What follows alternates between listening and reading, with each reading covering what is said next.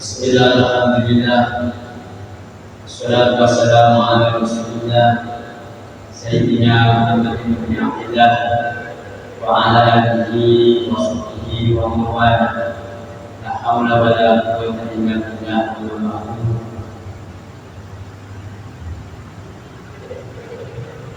Hadratil muhtaramin amin. Para sajid asajidah, segenap para jamaah sholat isya dan tarawih yang dimuliakan oleh Allah. Puji syukur kepada Allah Subhanahu wa Ta'ala atas segala nikmat dan karunia-Nya sehingga kita bisa melaksanakan sholat isya dan tarawih dengan berjamaah. Mudah-mudahan kita semuanya dan keluarga kita semuanya dan kepada sehat walafiat.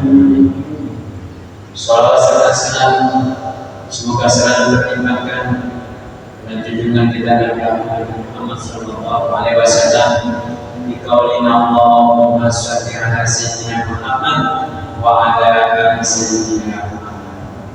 Karena beliaulah kita bisa mengerti ajaran Islam dan bisa menjalankan apa yang diperintahkan oleh Allah Subhanahu wa Ta'ala melalui ajaran Rasulullah sallallahu alaihi wasallam.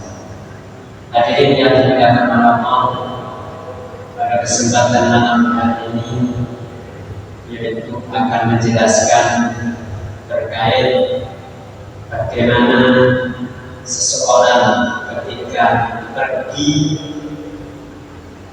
sebelum subuh atau sebelum fajar, ketika dalam keadaan bulan ini adalah bulan puasa. Bagaimana hukumnya ketika dalam perjalanan? Apakah dia diperbolehkan puasa?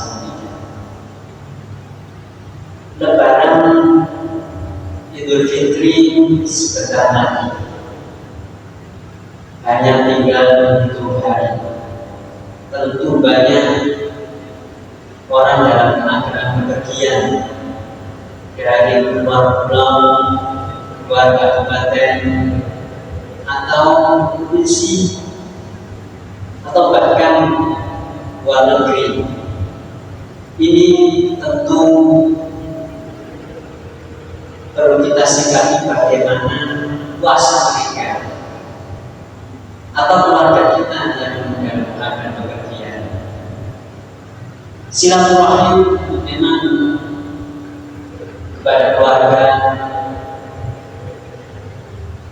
Untuk di Indonesia, alhamdulillah sangat marak, sehingga ada muncul muji. Negara lain ada keistimewaan.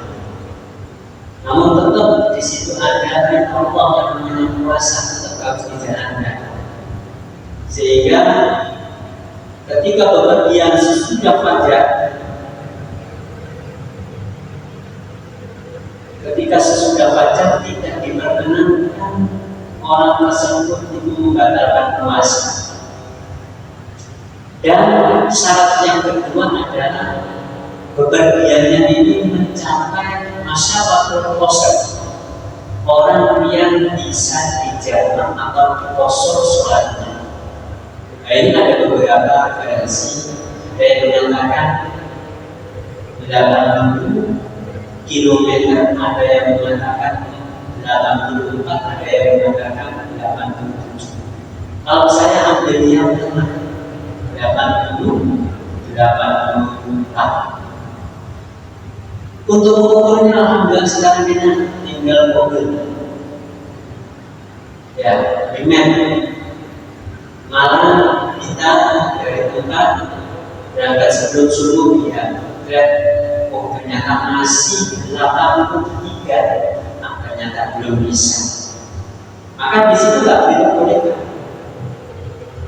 Ketika dia, artinya ketika di perjalanan kemudian dia belum ada belum ada masyarakat, belum ada kepayahan, karena kalau sudah mencapai mungkin jam 8 kan masih ringan ya, nggak ada apa-apa. Boleh dia kalau dia sudah sampai berapa menit di dalam perjalanan. Berbeda lagi ketika dia itu dalam perjalanan sudah tidak kuat, lain. Masalahnya bukan karena perjalanan, tetapi karena masuk di jalan atau kepayahan atau sesuatu yang bisa memberatkan, bukan karena perjalanan. Sehingga perlu diingatkan di dalam kitab Surah Taufik dijelaskan kalau asbaham iman summa syafara yukiru liman ibadah istimewa syafar Ramadan. Kalau dia masih dalam keadaan di rumah di waktu subuh, summa syafar kemudian dia bepergian, jadi sudah wajar. Baru dia setelah sholat bepergian, balayu maka dia tidak diperkenankan untuk membatalkan di saat perjalanan. Di antara ibadah Islam bisa bermotor karena ibadah tersebut masih memuat kebagian dan masih mungkin. Bagaimana jika dia itu perjalanan 50 km tapi di sana muter-muter sampai 150 km, tetap tidak dianggap perjalanan 150. Karena apa? Titiknya adalah di akhir itu, bukan karena muter-muter. Contohnya di sini dari pagi putar derajat ke kota nyari baju atau nyari apa, terus sampai sekian kilometer kalau begitu, maka di situ tetap tidak diperkenankan. Nah, namun ada imam yang berpendapat yang memperbolehkan kalau di situ perjalanan sebelum sesudah subuh, yaitu Imam Ghazali. Imam Ghazali memperbolehkan membatalkan puasa kalau dia pergi sesudah subuh. Waqala al-Ghazali yaqulu al-fiqhu li amal syabab kullu maqsud mawjudun. Jadi namanya perjalanan saja menurut Imam Ghazali sudah dikatakan rusak, keringanan. Nah, kalau bagaimana dia tidak mempunyai tendensi kemudian dia mulai batal saja, maka ibadahnya orang artinya apa? Dia mendapatkan dosa ketika dia melaksanakan pembatalan karena ada tendensi. Makanya orang yang ibadah apalagi yang satu itu ditolak. Maka dengan adanya belajar sedikit ini adalah sebagai yang tidak pada saya bisa.